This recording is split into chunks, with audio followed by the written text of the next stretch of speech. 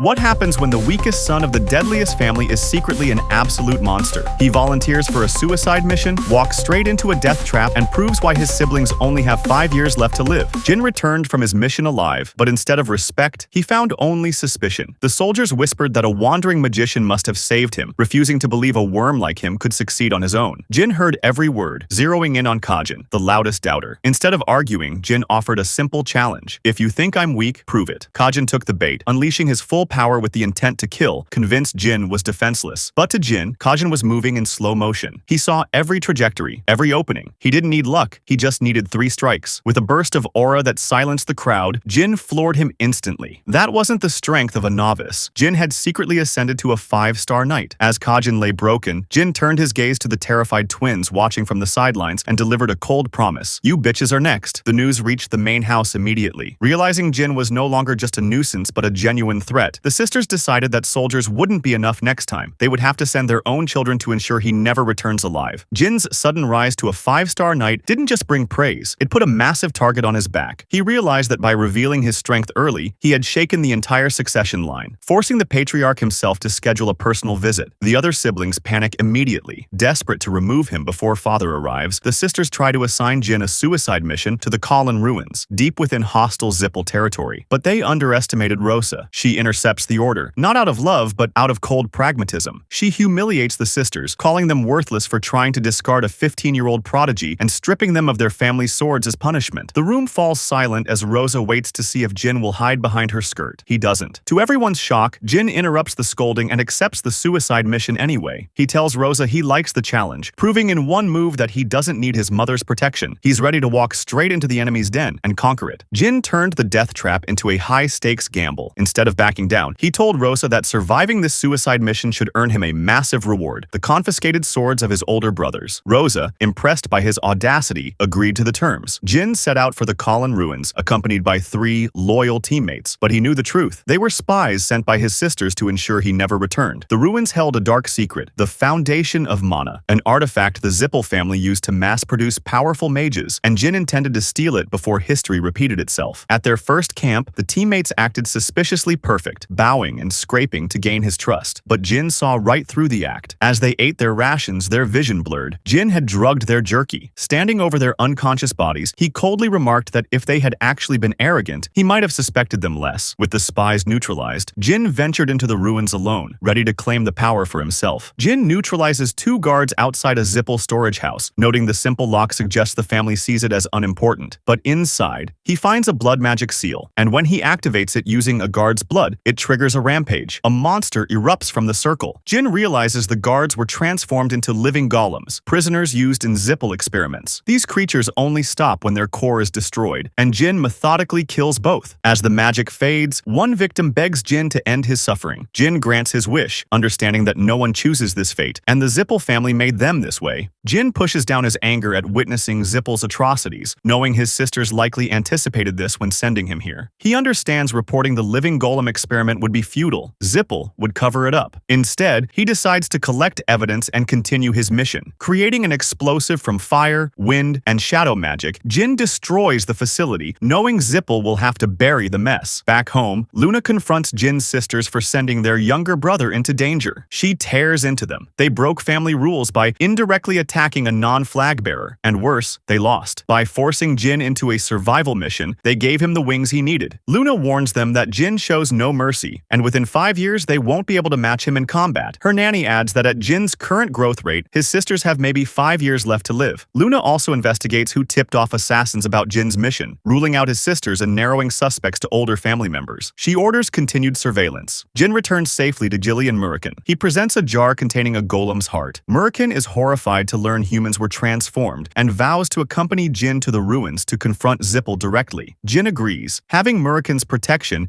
increases his chances of also finding the mana fountain. Weeks pass. Jin's sisters are expelled from the estate with no one mourning their departure. His uncle announces Jin's Kaiden training is complete. He will now train directly under his father and soon receive a pledge, the highest honor for someone his age. Soon, Jin must leave home to earn his own name, and for the first time, he can grow stronger without interference. As the clan head travels back to the Garden of Swords, his top men can't stop talking about his youngest son's terrifying rise. From soloing a ferocious wolf beast to skyrocketing upgrading to a 5-star knight, Jin has become an unnatural force. When the patriarch finally arrives, he is highly amused to find Jin not only dominating his older siblings, but casually carrying around swords he stole directly from them. For Jin, who spent his past life hiding from his family like a criminal, standing as the guest of honor at the clan's massive 1,000-guest banquet is a massive turning point. But the real power shift happens behind closed doors. The patriarch drops a heavy truth. The family's immense authority exists only because he is the era's sole Genesis Knight. The second he dies, their rival, the Zipple family, will crush them. Instead of offering blind loyalty, Jin looks his father in the eye with cold pragmatism. He admits to digging into the clan's dirty secrets and vows that if his father falls and an incompetent sibling takes over, he will abandon the clan to survive and plot his own revenge. Thrilled by his son's ruthless edge, the clan head realizes he only has about 15 years left to test if Jin is worthy of the throne. But before he can reveal his plans, a panicked servant interrupts. An uninvited, highly dangerous guest has just arrived at their gates, and the patriarch immediately suspects the Zipples have come to crash the party.